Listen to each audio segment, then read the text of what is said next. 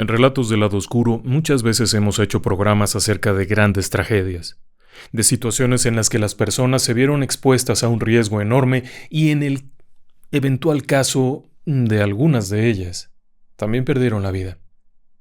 Tenemos expedientes acerca, por ejemplo, del hundimiento del Doña Paz, el peor incidente marítimo en la historia en tiempos de paz, en donde las personas murieron terriblemente. Tenemos el expediente, por ejemplo, del supermercado Icúa Bolaños, en donde un incendio causó muchas muertes, o el expediente del edificio Joelma en Brasil, o el caso de México, en donde el terremoto cobró muchas vidas. Sí, las tragedias ocurren. Algunas son impredecibles, ocurren de pronto. No hay manera de saber, por ejemplo, un terremoto, no hay manera de saber si un motor va a fallar y se va a incendiar de pronto, no hay manera de saber muchas cosas, pero lo que se ha aprendido a lo largo del tiempo es que las grandes tragedias suelen ocurrir por una serie de situaciones previas. Terremotos hay todos los días, pero edificios que se caigan normalmente dependen de varios factores. Un incendio podría haber sido extinguido. Sin embargo, si los equipos dedicados a eso estaban fuera de servicio, eso quiere decir que una tragedia llega a ser tan grave, principalmente debido al desarrollo de una serie de situaciones, negligencias, fallas, errores y complicidades. ¿Pero quiere que le diga algo macabro que también hemos encontrado? Si bien muchas de estas tragedias son atribuibles a una serie de factores que se fueron sumando, otras, además de eso, también tienen un componente extraño, lugares en los que repetidamente han ocurrido situaciones de muerte, lugares marcados por la muerte. Y esta noche, si usted me lo permite, le voy a invitar a que me acompañe. Vamos a hablar de una tragedia. Es un expediente un tanto triste, así que está usted advertido y advertida. No va a ser un programa agradable, es un programa triste. Pero le doy la bienvenida. Comenzamos. Relatos del lado oscuro. Historias que otras mentes prefieren ignorar. Déjeme que le lleve a Corea. Estamos en el año 2022 y la vida ha regresado. Tras la terrible pandemia y el encierro, las personas han comenzado a salir ya. Hay fiestas, hay reuniones, claro, muchos de ellos asisten a estos sitios llevando máscara, etc. Todavía hay muchos temores respecto a la pandemia y todavía hay mucho control. Pero es momento de distraerse un poco. Y en Corea, principalmente en las regiones de Seúl y la parte económicamente más activa, la vida es muy estresante. Son personas ordenadas que suelen trabajar muchísimo, casi obsesivamente. Así que en cuanto tienen un rato para distraerse, suelen hacerlo. Suelen escapar de alguna manera. Y en aquel 2022, esa es la situación.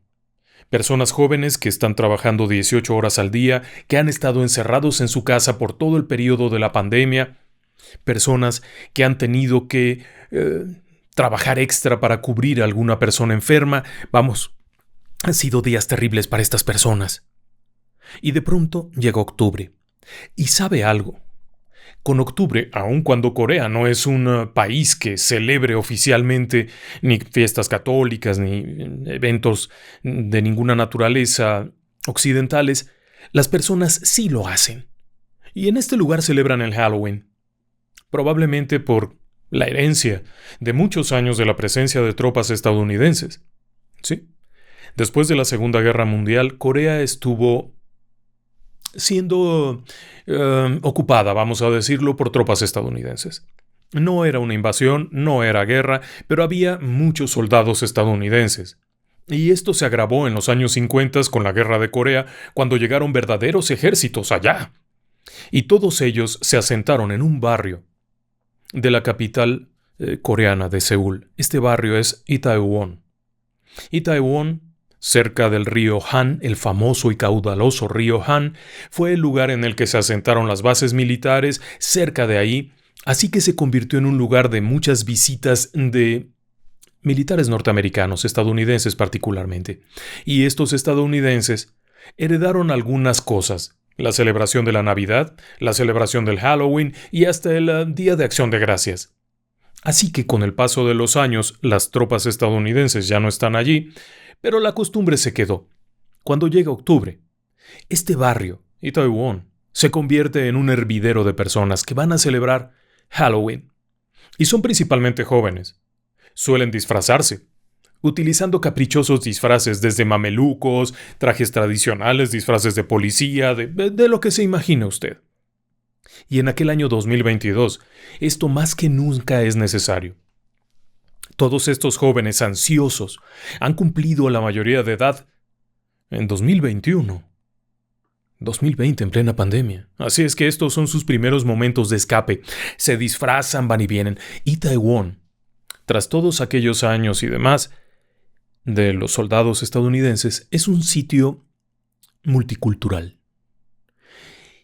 Es curioso, pero se trata de callejones abigarrados de pequeños restaurantes, de bares, de tiendas, en donde puede ir uno. La calle principal, Itaewon-ro, que es la calle central, es una calle tremenda, hay comercios de todo tipo, productos internacionales, ropa de marca y demás, pero en la calle siguiente hacia arriba, y en algunos callejones laterales, hay numerosos establecimientos de comida en donde puede uno comer desde comida árabe, pakistaní, hindú, mexicana, española, italiana. Cualquier cosa la puede encontrar ahí. Así que las personas suelen ir allá, por este ambiente un tanto multicultural. Está el Hotel Hamilton, que es un hotel construido en los años 70, muy famoso. Y es que este lugar además en alguna época hubo embajadas, departamentos de lujo, cosas muy buenas. Es el sitio de celebración. Estas callejuelas, como la 27, que es la calle de arriba, es un sitio en que las personas saben que van a encontrar algo bueno. Hay pequeños bares en los que hay música, restaurantes, lugares de espectáculos, lugares en los que se puede beber una copa mientras se juega un billar. Es un tanto diferente a lo tradicional. Así que les gusta ir allá, pero especialmente a los jóvenes. Y en el año 2022 ya se puede ir. Y viene octubre, y en octubre se celebra el Halloween. Así es que la gente se prepara para ir allá. Y es un lugar muy bonito. Estos callejoncitos parecieran estar muy sucios porque hay muchas cosas, pero la realidad es que es un lugar muy limpio. Y ¿sabe algo? Corea es un lugar muy seguro. Casi no hay delincuencia. Y hay cosas tan delicadas como que ahí no se puede tener un arma. Y la policía realmente es cuidadosa de muchos aspectos. Así que aunque se vea como sucio, ahora mismo le pongo una fotografía, en realidad se trata de lugares limpios, pero hay tantos anuncios y tantas cositas que se ve llenísimo. Y sí, son callejones. Este callejón, por ejemplo, el 27, justo arriba de la calle principal, es un callejón que tiene unos 4 metros de ancho. Pero hay mucha gente en la zona, porque además, justo abajo, cerca del Hotel Hamilton, se encuentran 2 estaciones del metro. Y además de eso, justo ahí, también se encuentran las paradas de los autobuses. Muy cerca hay varios estacionamientos para automóviles, de tal manera que las personas llegan allí, y aquella vez no es la excepción. Hay todo tipo de anuncios. El Halloween en Itaewon. Es un momento importante. ¿Y sabe qué? A eso de las 4 de la tarde aquello ya es un hervidero de gente. Es el 29 de octubre, sábado. Ese día se va a celebrar el Halloween. Allá son un poquito delicados con las fechas y el lunes tienen que ir a trabajar, así es que la celebración se hace el sábado. Bien, para las 4 de la tarde comienza a haber cierta inquietud por parte de las personas que trabajan en la zona. Los estacionamientos están llenos. Ya no cabe nadie más y siguen llegando. Pero además observan cómo muchas personas siguen saliendo del metro y los autobuses vienen llenos. Se trata de jóvenes disfrazados y también de otros que no van disfrazados. Algunos llevan mamelucos de Pikachu, otros llevan de dinosaurios, de cocodrilos, hay disfraces de bomberos, hay disfraces de trajes tradicionales coreanos como si fueran de aquella época de Joseon. Vamos, está aquello muy animado. ¿Por qué hay la preocupación? La gente que normalmente acomoda automóviles en los estacionamientos, la gente que recibe en los restaurantes, no suele ver tantas personas tan temprano. Pero eso finalmente es bueno. Significa que va a haber mucha venta y que aquello se va a prolongar y va a ser una buena noche. A eso de las 5 de la tarde, la situación se hace un poco complicada. Verá, hay un callejón justamente en el límite del Hotel Hamilton. Ahora mismo le pongo la foto. Este sitio es muy estrecho. Tiene unos 43 a 45 metros de largo. En una parte tiene 4 metros, pero hay un pequeño tramo en donde tiene apenas 3.4 metros de ancho. Si extiendo mis brazos, yo ocupo aproximadamente unos 2 metros. Así que es muy estrecho. Hay una persona que desde ahí está observando y le preocupa ver muchas personas. Todos los que van saliendo del metro y que llegan en autobuses o que han ido a dejar sus automóviles allá lejos han venido caminando y quieren cruzar por aquí, porque los lugares divertidos están en la callejuela esta, en la 27. Así es que están tratando de subir por ahí y está muy lleno. Son las 5 de la tarde apenas, es pleno día. Muchas de estas personas están llegando muy contentas. Se escuchan risas, se oyen cantos, bromas. Los coreanos suelen ser en ocasiones muy bulliciosos. Y en esta ocasión no es la excepción. Así que vienen llegando muy contentos. Pero son muchos. 6:30 de la tarde. Ha transcurrido 1:30 desde aquel primer momento tenso en el callejón. En la parte de arriba, en la calle 27, los bares están repletos, los restaurantes están repletos, la calle está repleta. Hay un buen ambiente. Muy buen ambiente, está oscureciendo, empieza el frío, claro, pero vas y vienes. Hay quien quiere entrar aquí, pero ya no hay lugar, se da la vuelta y camina para allá, no hay lugar, encuentran una mesa en algún sitio y se pelean por ella. Mientras esto ocurre, siguen llegando personas. Y el caso es que a las 6:30 de la tarde, en el número 119, el 119, que es el número de emergencia, se recibe una llamada. Hay una persona que está reportando que hay mucha gente y no pueden salir, y está sintiéndose nerviosa. Siente que le falta el aire y está pidiendo ayuda. Son apenas las 6:30 de la tarde. Cuando la operadora telefónica pregunta en dónde se encuentra, ella responde: estoy en el callejón del Hotel Hamilton. 6:30 de la tarde. Una llamada. En Corea hay 2 números para las emergencias, el 119, que es para bomberos, ambulancias y rescate, y el 112 para la policía. Apenas unos minutos después de esa primera llamada al 119, habría una segunda llamada, esta vez al 112. Una persona reporta que se están apretando dentro del callejón y que no deberían dejar pasar más personas. La persona que respondió la llamada, es decir, el operador telefónico que ha respondido la llamada, asegura que los agentes van para allá. Pero no pasó nada. A las 6:40 aproximadamente, una persona desde uno de los restaurantes, justo en la boca del callejón, en la parte de arriba, llamó nuevamente al 119 para informar que había demasiada gente y que se estaban atorando dentro del callejón. Sí, ese pequeño callejón. Esta persona que reportó desde el restaurante hablaba desde la parte alta, desde una ventana desde donde podía ver, y aseguraba: es riesgoso, vengan inmediatamente. La respuesta fue: iremos a revisar. En la zona se encontraban varios agentes, sí, controlando el flujo de personas y demás. De hecho, hay una pequeña comisaría ahí muy cerca, una oficina de policía ahí muy cerca. Así que se envió el parte y los agentes fueron para allá tratando de dispersar un poco a aquel montón de personas. Pero realmente no tienen una visión clara de lo que está ocurriendo. 7 de la noche. Las personas continúan moviéndose.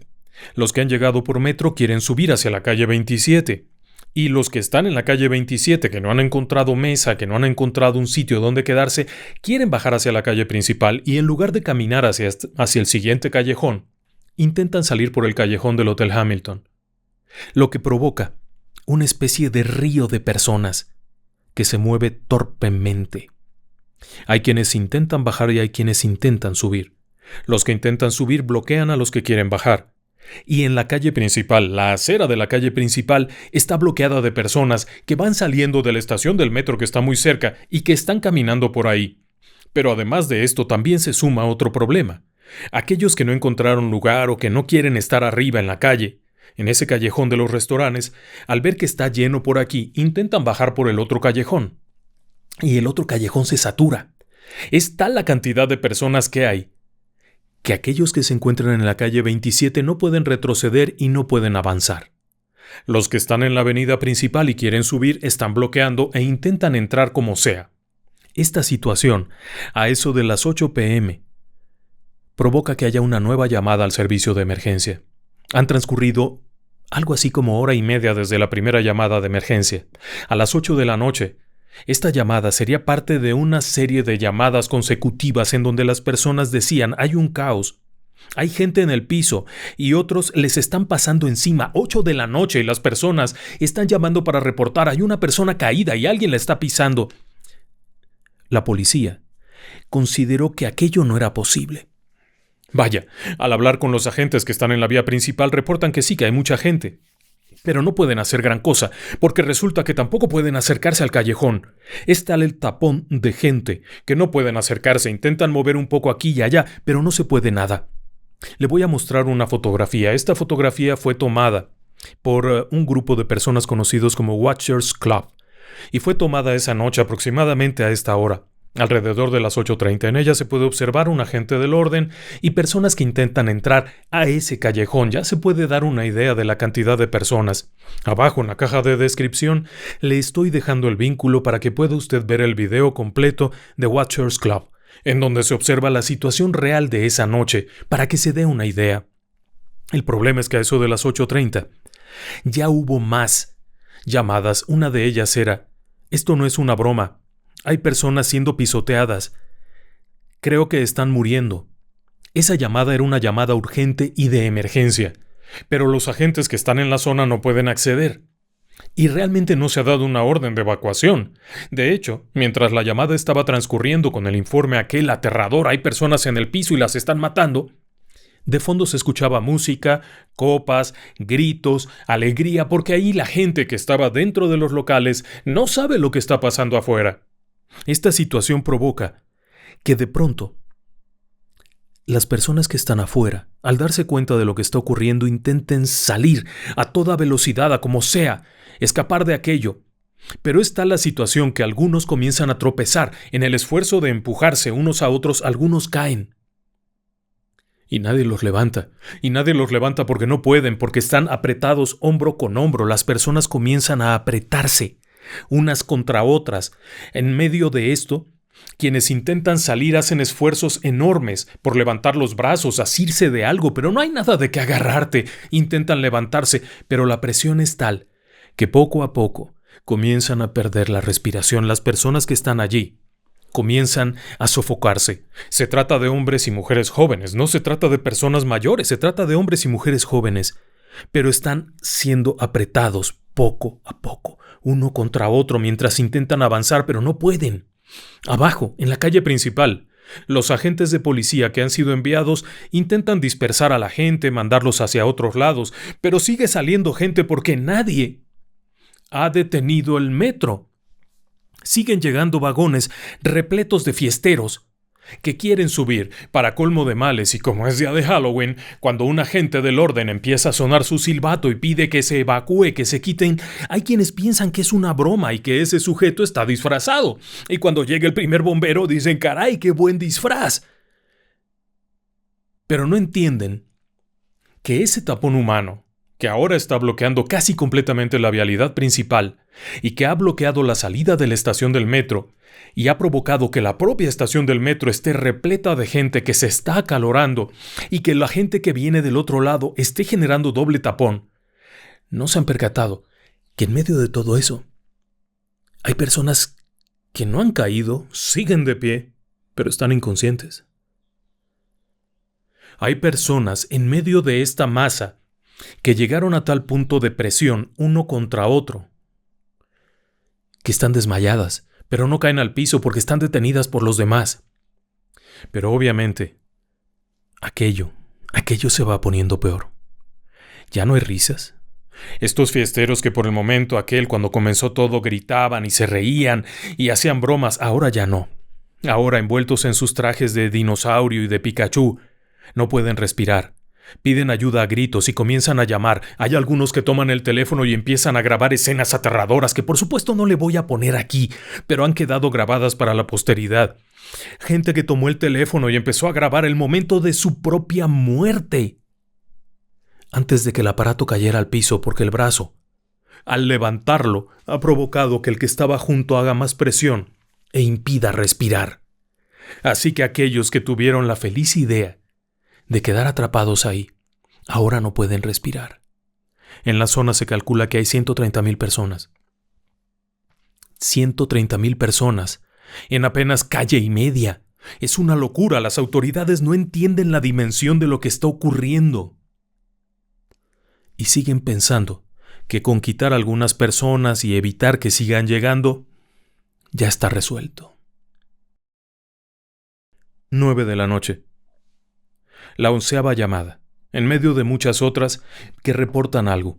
En este caso, el reporte señalaba: ha habido una tragedia, hay un accidente terrible, hay personas muertas, vengan urgentemente. Lo estamos atendiendo.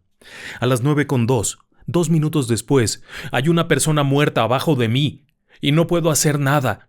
Está una persona abajo de mí y todos la están pisando. 9:30, la gente que llega en el metro sigue empujando para que salgan los otros, con el riesgo de caer a las vías, y no se ha detenido el metro.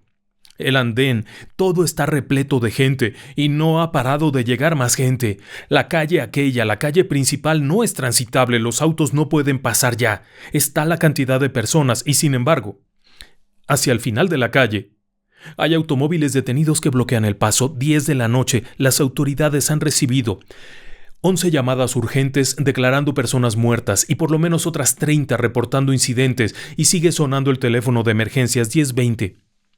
La policía, en apenas unos minutos, recibe llamadas asegurando que hay personas muertas. De nueva cuenta, se trata de personas diferentes que están reportando lo mismo. Hay una persona muerta junto a mí, la chica de al lado no respira. Cosas de ese estilo, son llamadas aterradoras. Empiezan a enviar ambulancias y equipos de emergencia, pero primero hay que despejar la zona. Deben de haber sido cerca de las 10:30, cuando se da la orden de mover gente, que salgan a toda esa gente, retiren los coches, quiten esto. Sería un poco después cuando se para en seco el sistema de transporte para que no sigan llegando más personas y no sigan abarrotando todo aquello. Se da la orden de enviar gente hacia la otra estación y cosas de ese estilo, en una serie de medidas desesperadas. Pero ¿sabe algo?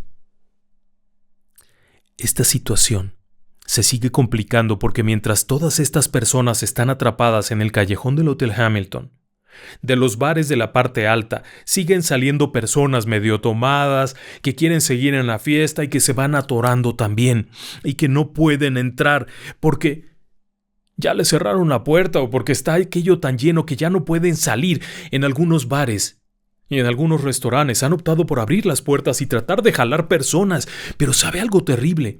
Los seres humanos, cuando estamos todos apretados unos contra otros, nos atoramos, un brazo, un pie, algo, y se vuelve imposible. En la parte de abajo han llegado los equipos de emergencia. Los equipos de emergencia han comenzado a jalar personas. Así como se lo estoy diciendo, han despejado los que están más o menos libres, hacen correr gente hacia los extremos de la calle principal, llegan los bomberos, llegan los ambulantes y empiezan a jalar personas. Se quedaron allí como si fuese una especie de palanqueta, como un comprimido humano, y los empiezan a remover, a jalar uno por uno. Es muy difícil y ¿sabe qué es lo peor? Muchos ya no respiran. Empiezan a atenderlos por aquí y por allá en las banquetas y se pide a las personas que están allí, si saben ayuda, si saben RCP, empiecen. Y así cualquier persona que tuviera un mínimo conocimiento se acerca, acomoda, da respiración de boca a boca, presiones, pero muchos de ellos ya están muertos. Muchos de aquellos muchachos con el traje de Pikachu, con el traje de cocodrilo, están muertos.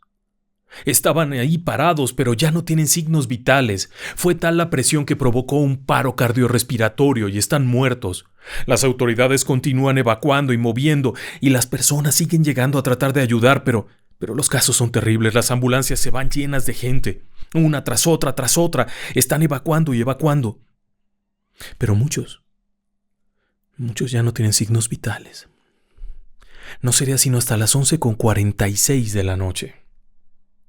algo así como 5 horas y fracción después de la llamada de emergencia, que se dio la orden de cerrar completamente y evacuar. Sí, 5 horas y media después se dio la orden de evacuar. Por increíble que parezca, sí, se había dado la orden de que se fueran yendo, de que salieran, pero la gente seguía llegando. A nadie se le ocurrió mandar una alerta general a toda la ciudad. Era un caos aquello. Los rescatistas siguen trabajando. El primer informe, a eso de las 12:40 de la noche, señalaría la muerte de 50 personas. Habían muerto aplastadas. Esa era la explicación, habían muerto aplastadas, pero esta cifra estaba lejos de ser real. Durante la noche se recuperarían más cuerpos. 2 días después, el informe final cifraba el número de víctimas en 159. 159 personas jóvenes adultas habían muerto aplastadas en una estampida humana. Sin embargo, a diferencia de otros casos como los que han ocurrido en estadios de fútbol o en la Meca, en Arabia, en este caso no era una estampida, no estaban huyendo de nada. Se dijo que esta estampida humana había sido provocada cuando se rumoró que había un actor o un personaje famoso en un restaurante allá arriba, y todo el mundo quiso ir para allá. En realidad no era así. En realidad el problema es que aquello se saturó con 130,000 personas en un espacio en donde normalmente no cabría ni siquiera 5,000. Esta situación provocó que se detuviese en seco, y quienes llegaban bloqueaban la salida de aquellos que querían retirarse, provocando que se fueran encogiendo los espacios, reduciendo, y al final del día, si bien no era una estampida humana, se podría considerar como una aglomeración fatal. Esto parecía no tener una explicación razonable. Era ilógico. Por supuesto que cuando las autoridades dieron el reporte final, aseguraron que se haría una investigación. El resultado final fue dramático. Dentro de las personas fallecidas, había 97 mujeres. Sí, la mayoría eran mujeres, 62 varones. Entre todos los fallecidos había 26 extranjeros que estaban ahí de fiesta. De esto, y que resulta todavía más dramático, es que del total de personas fallecidas, de las 159, 95 eran personas de entre 20 y 30 años. Adultos muy jóvenes, personas que habían alcanzado la mayoría de edad, probablemente durante la pandemia, y que estas serían sus primeras fiestas. Y obviamente sus últimas. Había solamente 9 personas mayores de 40 años entre las víctimas. Se estima que hubo otras 200 personas que tuvieron algún tipo de lesión grave que requirió hospitalización y numerosas más que fueron atendidas en sitio y pudieron seguir su camino. ¿Qué había pasado allí? ¿Cómo había sucedido eso? La primera opinión es que fue una negligencia de las autoridades, y eso le costó el puesto a varios funcionarios. De hecho, algunos de ellos no solamente fueron retirados de su cargo, sino que enfrentaron cargos por negligencia y un montón de cosas. Ese era el primer punto, porque nadie se percató que aquello se estaba saliendo de control.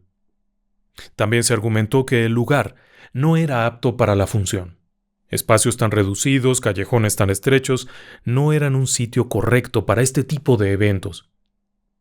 Pero era el lugar en el que se daban y durante años nadie había objetado nada. ¿De quién fue la culpa? ¿Los bares y restaurantes? ¿La gente? ¿A las propias personas se les podría culpar? ¿A estos chicos que querían divertirse sin medir las consecuencias y en ello llevaron la vida? ¿Se les podría culpar de no haber tenido una conciencia de su propia seguridad?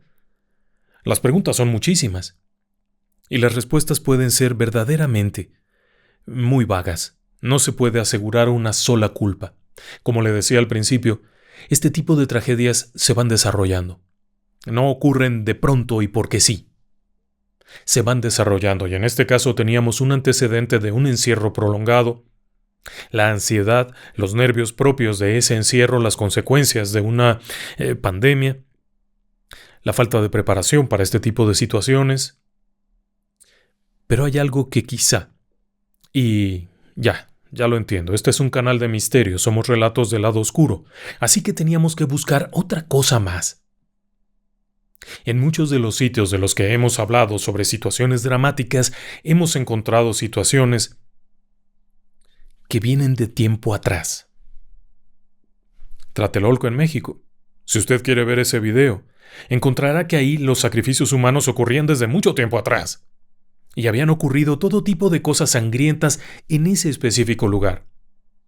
El edificio Joelma había sido un escenario para colgar y ejecutar personas allá en los años del siglo XVI y demás, y el edificio anterior también se había quemado y había ocurrido un montón de cosas. El Icúa Bolaños, algo parecido. Así es que a veces se piensa uno, ¿hay algo más? Por supuesto, y no puedo afirmarlo, solamente son conjeturas mías. Así que no quiero asegurar que siempre ocurra. Pero en este sitio había una historia macabra. Empecemos por el propio nombre del lugar. Itaewon, este barrio de la capital de Seúl, se traduce algo así como la casa de los perales, porque en este lugar había muchos perales. Pero en realidad hay muchos analistas que discrepan enormemente de ese nombre, y que no están de acuerdo porque consideran que el nombre original fue puesto allí mucho tiempo atrás. Y el nombre tendría que ver como algo así como el lugar de las placentas diferentes, en relación a que en ese lugar hay una historia macabra. Pero esa historia macabra, déjeme que le platique un poco. Este sitio ya desde el siglo XIII. Sí, le estoy hablando del siglo XIII, hace mucho tiempo. En aquellos años, Kublai Khan, descendiente de Gengis Khan, intentó invadir Japón. En sus correrías y en su tratar de conquistar al mundo, Kublai Khan se lanzó a conquistar Japón, pero para ello se detuvo primero en este lugar. En este sitio que después sería Itaewon, estableció su comando, su base, su campamento, como usted quiera llamarle, y para ello exterminó a las personas que estaban allí. Para evitar que hubiera algún tipo de ataque o algo, mató a las personas. A los hombres y a las mujeres las convirtió en esclavas. No pudo conquistar Japón y terminaría yéndose. Y es ahí donde viene otro detalle. En el siglo XVI, este sitio fue invadido por Japón. Es decir, unos 200 años después de que se fuera Kublai Khan, este lugar fue invadido por Japón, en una de sus tantas ocasiones. Y en esa ocasión, según cuenta la leyenda, los japoneses conquistaron el sitio, que ahora es Itaewon, y en él había un monasterio budista para mujeres. Capturaron a las monjas, abusaron de ellas, hicieron horrores con ellas, las obligaron a dar a luz sus hijos, y por eso, en este sitio se le llamó Itaewon, el lugar de las placentas diferentes, porque aquí nacieron hijos de aquellos soldados japoneses. Puede ser una leyenda, pero hay especialistas y historiadores que consideran que es real, que aquí pasó eso, pero no es lo último, porque en el siglo XVII China invade la península de Corea y adivine dónde se asientan. Sí, en Itaewon. Esta zona era especialmente predilecta para las invasiones porque el río Han permitía acceder al mar Amarillo, que se encuentra entre China, la región de Mongolia, todo esto, y Corea, pero no estaba a la orilla del mar, lo que protegía contra corrientes, contra vientos, contra marejadas y contra ataques marinos. Es mucho más fácil defenderte de un ataque si estás un poco lejos de la costa. Así es que este era el lugar perfecto. Los chinos lo entendieron y establecieron ahí un campamento. ¿Y quieres saber algo terrible? Asesinaron a cerca de 60,000 coreanos. Muchos fueron enviados como esclavos, pero muchos más fueron asesinados ahí mismo, para liberar el espacio y que no hubiera represalias, y por supuesto, las agresiones contra las mujeres fueron el pan nuestro de cada día en este lugar. El tiempo va pasando y para el siglo XIX, Itaewon se convierte en un puerto bastante próspero. Es un puerto fluvial, por el río Han, pero también era un lugar en donde se fabricaban barcos, y desde aquí se mandaba prácticamente la totalidad de la producción de Corea hacia el extranjero, principalmente arroz. y eso provocó muchos problemas. La gente tenía que trabajar casi como mano de obra esclava, porque además esto estaba bajo control por un tiempo de los chinos y después de los japoneses. Corea no fue un estado libre, era un estado cliente o un estado súbdito de cada uno de estos dos pueblos, japonés y chino, en diferentes períodos. Así es que la gente comenzó a pasar hambrunas y en 1882 hubo un alzamiento. El pueblo se levantó, los soldados coreanos se levantaron porque había diferencias tan marcadas como que los soldados de élite, los que habían sido seleccionados por los ocupadores, por el ejército de ocupación, tenían privilegios, en tanto que el resto de la gente y el otro grupo del ejército vivían en condiciones horribles. ¿Y sabe dónde los aplastaron? Y Taiwán. Sí. En este sitio, en ese momento, no estaba invadido por Japón, sino por China. China manda un contingente militar que somete a los rebeldes y los masacra. En Taiwán. Bueno, en la zona. Habrá personas un poco más detallistas que digan, no, en esta callecita no masacraron a aquellas personas. Bueno, en la zona. En la zona hubo una masacre en donde murieron soldados, civiles, bueno, una carnicería en este lugar, y además muchos de ellos sí fueron ejecutados ahí como un espectáculo para que se viera.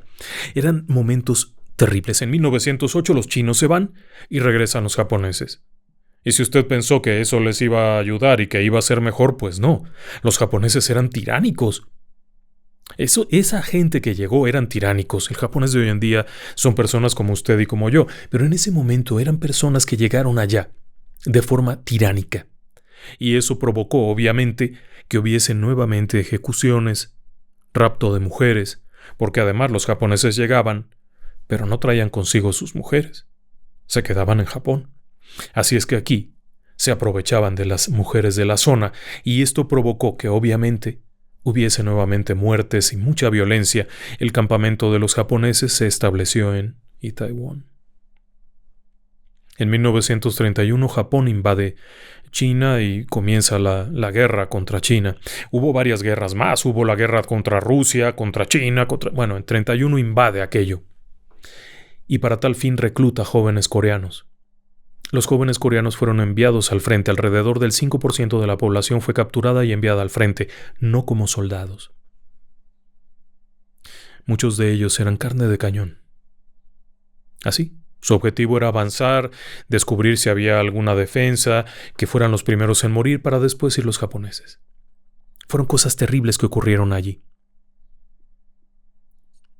Y el cuartel principal estaba en Taiwán.